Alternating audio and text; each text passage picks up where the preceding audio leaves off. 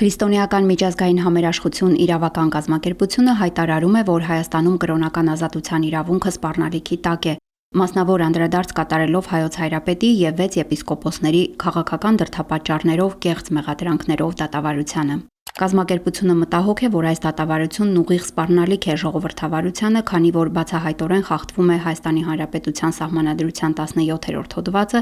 որը երաշխավորում է եկեղեցու ինքնավարությունը։ Նշվում է նաև, որ ըստ ՄԱԿ-ի քաղաքացիական և քաղաքական իրավունքների մասին միջազգային դաշնագրի 18-րդ հոդվածի, այս դատավարությունը կրոնական ազատության կոպիտ խախտում է։